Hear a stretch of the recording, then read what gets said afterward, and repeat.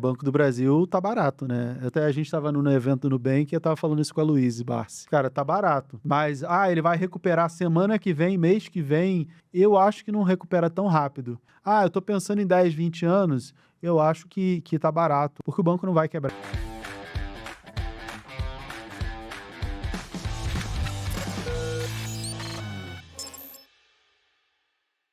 Eu falo sobre a disciplina de você investir sempre e você comprar na mínima do mês, pensando que todo mês você vai ter dinheiro para aportar. E eu peguei 20 países emergentes, né? Índia, China, Brasil, Colômbia, vários países. Em 10 anos, a diferença de quem conseguiu comprar a mínima no mês todos os meses e quem comprou um preço aleatório, a média desses 20 países em 10 anos dá 3,36% no acumulado em 10 anos. Então, ficar tentando, às vezes, acertar a mínima não é tão relevante do que você ter a disciplina de aportar sempre. Só que você vai aportar onde? Naquilo que faz sentido para sua meta.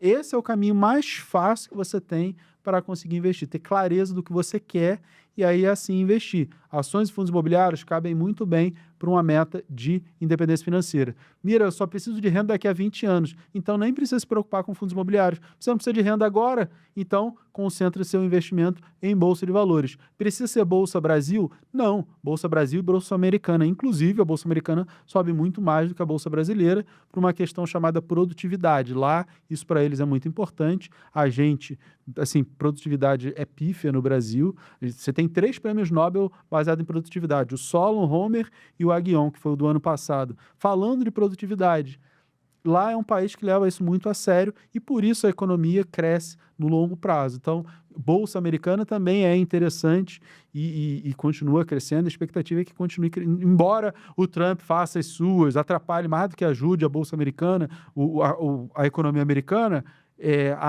a tecnologia, um monte de outras coisas, acaba empurrando a Bolsa para cima. Então, eu acho que dá para dividir Bolsa Brasileira e Bolsa Americana. E Bolsa Brasileira, eu acho que a gente sempre tem boas oportunidades, mas precisa escolher. A gente é muito suscetível a commodities, a ciclos de commodities. Petri, Vale são muito pesadas na nossa bolsa e, por exemplo, Petri acho que já subiu muito, não tem muito para onde ir, embora não ache que ela vai derreter, mas ela também não tem muito para onde ir. Inclusive teve recomendação até de compra hoje de um banco gringo de investimento, mas eu não vejo muito para onde ir porque assim, não, a guerra com o Irã vai aumentar. Assim, não tem muito que aumentar. Só se os Estados Unidos jogar uma bomba atômica lá, né? Não tem muito para como ficar pior, né? O prolongar da guerra é o pior cenário e isso meio que o mercado está precificando.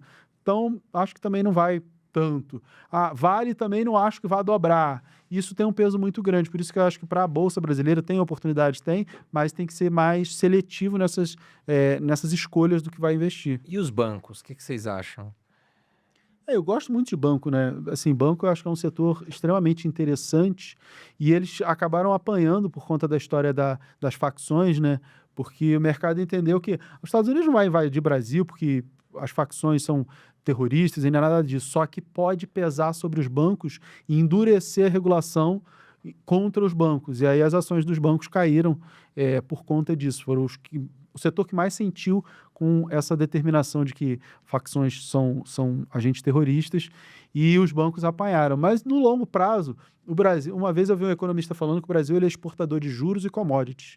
Então a gente sempre tem o juro alto. Todo mundo quer investir aqui, né? Até em renda fixa. Juro alto é bom para o banco porque ele ganha, juro baixo é bom para o banco porque ele ganha. Bancos e seguradoras, normalmente os bancos têm suas seguradoras, então acaba sendo um setor mais defensivo. Eu gosto de banco, a maior parte de carteira de ações está em bancos. Eu tenho Banco do Brasil, eu tenho Bradesco, eu tenho Itaú, que são os 3 grandes, eu gosto bastante. E você citou o Banco do Brasil, como é que vocês enxergam hoje a situação do Banco do Brasil com o nosso agro, que é tão ligado ao Banco do Brasil, numa situação difícil, inadimplência alta, o último resultado não veio muito bom. Nós temos 2 bancos, assim, vamos falar, distintos no Brasil, né? Nós temos o Itaú, que está sempre performando bem nos últimos anos. Itaú e BTG. O Itaú e o BTG. O Bradesco vem com aquele cavalo que está começando a ganhar fôlego de novo.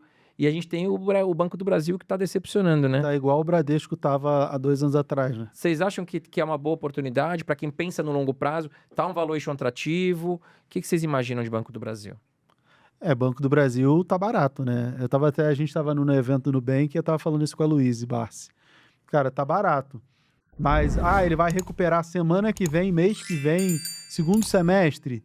Eu acho que não recupera tão rápido. Mas é o que eu falei. Bolsa é importante que você bote no seu portfólio. Eu tô pensando em 10, 20 anos. Eu acho que tá barato. Porque o banco não vai quebrar. Já quebrou algumas vezes e ele não acaba, ele não quebra, né? 40% de queda da sua máxima, né, Mira? Eu sou ex-funcionário do Banco do Brasil, né? Então, assim, o banco, ele é uma potência. O agro vai pesar? A gente estava falando agora de El Niño, de coisas que o clima podem pesar. Isso pode continuar pesando sobre o Banco do Brasil. Mas é muito importante que o investidor pense e entenda o que ele está fazendo, o que ele está investindo, qual a realidade dele. Cara, a minha realidade é todo mês eu recebo salário, eu poupo e eu invisto um pouco todos os meses. Então você vai investir um pouco todos os meses por muitos anos. Uhum. Quanto mais barato ficar e durante mais tempo ficar barato, melhor para você poder acumular. Não, mas eu quero botar o dinheiro todo de uma vez, eu quero ter um alto rendimento. Se você ganhou na loteria ou uma herança, isso até faz sentido. Essa técnica se chama LSI, que é o Lump Sum Investment, quando você investe tudo de uma vez. Mas isso não é realidade para ninguém. O certo é o DCA, o Dollar Cost Averaging, que é você comprar um pouco todo mês. Na verdade, não é o certo, é o que a gente consegue fazer. Quando a gente tem o que eu chamo de carteiras com restrição de renda, que são pessoas que, assim, o que você consegue fazer é baseado na sua renda, o seu investimento. E aí você vai investir sempre. E aí você tem que tirar da sua mente esses ruídos de curto prazo. A bolsa subiu, a bolsa caiu. Se a bolsa subir pra caramba, você vai comprar mais caro. Sim. Quanto você conseguir comprar mais barato, melhor por mais tempo. Eu não acho que o banco vai explodir e subir no curto prazo, mas é uma ação para longo prazo que eu acho interessante. Ô Marília, eu vi um vídeo no seu canal muito legal, viralizou bastante, que você fala sobre quais bancos você evitaria. O que te leva a crer que aquele banco vale a pena ou não vale a pena? Como quem está te assistindo poderia fazer esse tipo de análise? Além, depois de, claro, de assistir o vídeo da Marília no canal dela, que tá bem legal. Acho que começa por aí, né? Começa pelo vídeo. Não, mas Aí ela vai explicar mais a fundo. Não, mas eu gosto muito que as pessoas saibam fazer a própria análise. Eu não acho que isso é uma alternativa ao meu trabalho, né? Até porque quando a pessoa chega lá para conversar com a gente na Nord, a gente gosta de conversar meio que de igual para igual. A gente se sente como uma segunda opinião, sabe? Você vai para o médico, você sabe o que você tem, só que você quer uma segunda opinião de uma pessoa que é mais experiente que você. Aquele cliente que chega lá e não sabe nada sobre nada, às vezes ele não sabe nem reconhecer o trabalho que a gente faz, né? Então, eu gosto que a pessoa, mesmo assim, saiba como fazer. Então, no caso dos bancos, o que a gente olha, a gente faz uma análise do balanço, uma análise de crédito, basicamente. Então, a gente tenta ver qual é a probabilidade daquele banco ou daquela empresa repagar aquelas dívidas. Então, no caso do banco, por exemplo, o que a gente olha, a alavancagem, né? Então, Basileia, será que é uma empresa que um banco toma muita alavancagem ou um banco mais conservador? Quando a Basileia chega mais próximo do 10, 10,5, o Banco Central pode entrar com uma liquidação. O que é a Basileia, para quem está te assistindo? É o aqui? quanto ele tem de ativos versus o quanto ele tem de capital. Uhum. Então, o banco, no Brasil, você pode se alavancar mais ou menos de 1 para 10. Então, a cada R$1 que você tem de patrimônio, você pode se alavancar em 10 vezes no ativo. Você Tá. pode emprestar aquilo 10 vezes. É mais ou menos, tá? Porque você tem que ter uma Basileia de 10,5%. Só que esse ativo, ele é ponderado pelo risco. Então, ativos muito arriscados, eles comem mais Basileia, e ativos super conservadores, tipo consignado federal, comem menos Basileia. Então, ele é ponderado pelo risco, mas ele é basicamente isso. Quanto de patrimônio você tem dentro do ativo que você tem. Então, se a pessoa tem muito patrimônio para muito risco, é mais alavancado, né? Então, é mais arriscado. Agora, se ao invés de 1 para 10, ela empresta 1 para 7, 1 para 6, ela é muito menos alavancada e muito mais segura. Tem empresas que têm Basileia de 40%, principalmente aquelas que querem crescer, né? Elas entram com capital antes e depois começam a crescer. Então, isso a gente olha bastante. Outra coisa que a gente olha bastante é a rentabilidade. Quanto a pessoa gera de lucro em cima do patrimônio que ela tem. Porque no final Isso não é a empresa, o banco. o banco, né? Então, assim, a empresa a gente também olha o ROI, né? A gente olha bastante. Que é basicamente se você é bom naquele seu nicho de atuação, você gera lucro consistentemente, tanto em crise quanto em mercado de juro alto, de juro baixo, você consegue se dar bem em todos os ciclos econômicos. Tem muito banco que vai muito bem quando está tudo bem, e aí vai muito mal e entra no prejuízo quando vai tudo mal. E aí você tem que, ou você só entra nele quando vai tudo bem, ou você simplesmente evita o banco se você não olha muito cenário, né? Então, isso a gente olha também. Qualidade da carteira de crédito, transparência também na divulgação das informações. Então, quando você olhava, por exemplo, o Banco Master, ele tinha uma carteira, 80% da carteira dele era FDICs e precatórios. Uhum. Assim, é uma loucura isso, né? Assim, precatório. Quando você vai receber o precatório? Sei lá, né? Como é que você pode ter 80% do seu ativo? Você é super alavancado, né? Você tem 1 para 10 e ainda 80% do seu ativo é precatório, assim, era muito, muito arriscado, né? Como é que você vai pagar se você não sabe quando é que vai receber? Exatamente. E onde a pessoa consegue ver essas informações, Marília? Antigamente Todo- tinha um site Banco Data, né? Mas parece que não tá tão Não bacana. tá atualizando. Não tá atualizando. Assim, todo mundo que emite produto de crédito para varejo e para qualquer produto de crédito é obrigado a divulgar o seu respectivo balanço. Então, você entra lá no banco, RI, e eles são obrigados a divulgar o balanço. Entra lá no chat GPT. Também, né? Hoje em dia o Cloud... Cloud. Faz tudo pra você, né? o Banco Central, ele divulga essas informações. E você poderia citar 3 bancos que você andou analisando e que, pô, melhor ficar esperto? Ai, tem polêmica. vários. Não, tem vários. Assim, a maioria dos bancos a gente evita. Tem um que a gente recentemente... Era um banco que a gente tinha ok com limite, agora recentemente a gente mudou para evitar. Longe de ser o caso do Banco Master, mas, por exemplo, o John Deere entrou no Brasil emitindo alguns títulos bancários também, e ele é um banco muito ligado ao agro. E o agro Então, tá mal das pernas, né? tá mais difícil. Eu tenho conversado com algumas pessoas do agro no sul, a coisa tá feia. Pô, Exatamente. e a tendência do agro não é melhorar, né? A gente vai ter um super El Ninho aí, a ONU, todo mundo falando, ó, esse ano a temperatura vai ter chuva, a temperatura vai ser mais quente, vai chover mais, vai não sei o quê. É legal falar sobre isso porque impacta também a inflação, né, Miriam? Então, é um super aumento assunto e isso. tudo. Menos produtos, né? Muita dificuldade, vai ter que subir preço. Não só isso, mas lembra das tragédias lá no Rio Grande do Sul, Porto Alegre, Sim. ficou embaixo d'água, o quanto o governo teve que colocar para ajudar, socorrer o Estado. Imagina que você tem que fazer isso de novo num país que já tem muita dificuldade no fiscal, um país que a gente já tem um problema contratado para o ano que vem, que é o shutdown, as despesas obrigatórias vão tomar todo o orçamento. A última vez que eu vi o Haddad falando sobre isso, ele ainda era ministro, a expectativa é que seja ali, sei lá, final de 2026, 2027, alguma coisa aí. A gente tem esse problema e aí o governo precisa socorrer, porque, imagina, tem uma catástrofe, não tem dinheiro, se vira aí. Não dá, né? Isso aí é uma coisa emergencial. Só que a gente está vendo, assim, a ONU, o mundo inteiro está falando, ó, esse ano aí a gente vai ter um problema climático. É bom se preparar. Pode ter um impacto na inflação? Pode ter um impacto na inflação, com a alimentação, com o fiscal, com um monte de coisa. Com Trump, É, que cada hora faz uma bagunça no tabuleiro porque geopolítico. o Trump, a única coisa que a gente pode considerar do Trump é que ele vai fazer alguma coisa, né? Vai. O que a gente não sabe. mas E quem vai igual o ioiô. fazer o que ele fizer também. Ele tá igual um ioiô, porque ele solta o ioiô, vai acabar o conflito. Aí volta o ioiô. Ele vai arrumar uma Volta, confusão. volta e volta. Você tinha perguntado uma coisa que eu acho que é relevante, o que o investidor pode fazer? Que ele vai investir. Eu li um livro, até quando eu estava no mestrado, que se chama Por que as Nações Fracassam? O Acemoglu, ele ganhou o Prêmio Nobel de Economia em 2024 por conta desse estudo, né? Que depois virou livro e deu o Prêmio Nobel para ele. E quando você lê, é muito interessante, porque ele explica por que os países não deram certo, como o Brasil, e não só o Brasil, no mundo inteiro, que foram colônias de exploração. E essas colônias de exploração, elas foram exploradas pelos povoadores, pelos colonizadores, de forma que o sistema, que tudo ali foi feito para explorar o povo. E aí ele atribui a fraqueza e a fracasso das nações a sistemas, a instituições fracas. Porque todas as instituições que foram criadas foram feitas para explorar o povo.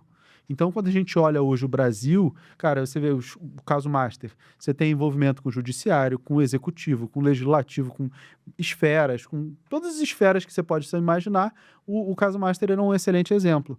Então, a gente tem instituições fracas que foram feitas para se apropriar do povo, desde a sua colonização. Por que os Estados Unidos é diferente? Porque a Inglaterra saiu depois para a colonização, 1660 mais ou menos, para as explorações, e aí só sobrou a América do Norte. Aí chegou lá, vamos fazer a mesma coisa que Espanha e Portugal fizeram. Vamos cavar, achar ouro, achar tudo e vamos escravizar o povo. E aí chegaram lá, cavaram, não acharam nada, foram tentar escravizar o povo, também estava difícil, veio o inverno, matou quase todo mundo. E aí a galera que sobrou falou, bem, ou a gente faz por nós mesmos, ou vai morrer, não vai dar nem tempo de voltar para a Inglaterra. E aí eles viraram colônia de povoamento e não de exploração. E por isso que os Estados Unidos acabou virando o que é, porque tem instituições fortes, porque o próprio povo acabou criando essas instituições. O que eu quero dizer com isso? Cara, que quando você olha esse cenário político, o sistema, né, como o Capitão Nascimento falou no Tropa de Elite, porra, o sistema é foda, exatamente. Por quê? Porque ele foi criado para usurpar o povo até o limite. E aí não é falando de políticos, são 500 anos de Brasil assim. E por que eu tô falando isso? Porque o que a gente tem que fazer é, cara, estuda, investe, gasta menos do que você ganha, porque o sistema não vai te ajudar, ele tá ali para te prejudicar. A única forma que você tem é pegar e fazer por você mesmo. Não dá para esperar de governo, de sistema. Isso não é só no Brasil, em todos os países que têm problemas, que foram a maioria que foi colônia de exploração, você vai encontrar problemas muito similares. O livro é muito interessante, eu recomendo. Assim, qual que é o nome do livro? Por que as Nações Fracassam, do Acemoglu. O problema é que o livro é dessa grossura, né? As pessoas hoje, em tempos de Reels, a galera não tem paciência de ficar 30 segundos, e aí não vai querer ler, mas assim, e aí eu ia falar, pô, lê o paper, mas aí acho que é pior, né? Porque quando a gente está lendo artigo científico, ele é sempre muito matemático, né? Tem muito cálculo, e não é feito para as pessoas leigas entenderem, infelizmente. Mas o que as pessoas têm que fazer é estudar minimamente, tem conteúdo gratuito, não estou falando que tem que comprar curso, nem nada disso, não. É legal, ou tem que fazer um mestrado, como a gente fez, Marília também fez mestrado. Não precisa chegar nesse nível, assim, mas pelo menos se interessar, e o mais importante, gastar menos do que ganha. Sim, é o Vai básico. alocando ali, define as suas metas. Eu sou defensor do Behavioral Portfolio Theory, que é a teoria do portfólio comportamental, do Goals-Based Investment, que é um investimento baseado em metas. Tem, assim, sei lá, 30 anos de literatura sobre isso no mundo inteiro, e planejadores financeiros fazem muito isso. É assim, define quais são as metas, define o que você quer. Ah, beleza, eu quero a independência financeira, a aposentadoria, beleza. Você precisa botar um dinheiro para isso, e o quanto você vai colocar, o quanto você já tem, é o que define a taxa necessária, e a taxa necessária é o que vai definir o seu investimento. Eu sou defensor desse framework. E o Mira até apresentou no Senado um gráfico muito legal, né, Mira? Que mostra a taxa de poupança das economias. Então, a China, por exemplo, tem uma taxa de poupança, as pessoas têm uma taxa de poupança de 44%. Enquanto no Brasil era o quê? Era 18%, 14%. 17%. Mas é uma loucura isso. Porque não tem como a gente crescer, não tem como a gente participar da economia mundial com essa taxa de poupança. Por que a taxa de poupança ela é Mas vocês não acham importante? que é uma questão cultural e educacional? Total. Não tanto educacional, porque na China você não tem INSS, né? Ou você Eles têm que juntar, igual nos Estados Unidos. Eles fazem a própria aposentadoria. Ou você faz sua aposentadoria, por isso que Ou na você se Ásia ferra. é cultural. A Ásia é na casa de 30%, os países todos asiáticos, a China passa de 40%, a Europa é na casa de 22%, os Estados Unidos por ali, o Brasil está na casa de 17%. 17% do quê? Do PIB que é poupado. 40% disso, 30% é de pessoas físicas, mais uns 40%, na verdade 35% de famílias e pessoas, 60% das empresas e 5% do governo, porque o governo não tem o objetivo de juntar dinheiro, ele tem que prover soluções para a população. O governo que fica guardando dinheiro não é governo em nenhum lugar do mundo, ele tem que usar o dinheiro. Então, se a população não poupa, para onde vai essa poupança da população? Por isso que é importante a população poupar. A Maria está falando de crédito privado. Se você vai lá e compra um CRI, um CRA, isso está financiando o crescimento do agro, do setor imobiliário. Se a população poupa pouco, porque não tem grana, não tem educação financeira, gasta tudo com bet, faz um monte de coisa, o país não cresce. Então, quando a gente fala que foi a nossa defesa lá no Senado, a gente falou de investimento, mas eu falei muito, eu mostrei números que não são meus, são números públicos, que o mundo inteiro fala sobre produtividade. Se você não tem essa poupança, você não tem capital para crescer, e aí você não vai gerar produtividade, você não vai gerar crescimento de longo prazo. É um problema seríssimo. Por isso que, como é que a gente muda isso? Eu acho que isso vai mudar e eu acho que isso vai melhorar. Vai levar algumas décadas para isso. Pô, Mira, eu não tenho décadas para esperar. Faz o teu. É por isso que eu falo, estuda, junta dinheiro, faz o teu, porque não dá para esperar que a coisa vá melhorar, porque a inércia, assim, o Brasil ele faz grandes reformas quando chega na beira do precipício, então a gente deve ter alguma coisa muito significativa no ano que vem, por conta do shutdown, por conta do fiscal. A própria ministra Simone Tebet falou que ano que vem vai ser um ano muito importante para o governo desfazer muito do que ele fez. Muito de benefício que ele deu, ele vai ter que cortar para fazer um ajuste fiscal. Isso vai acontecer? Não sei.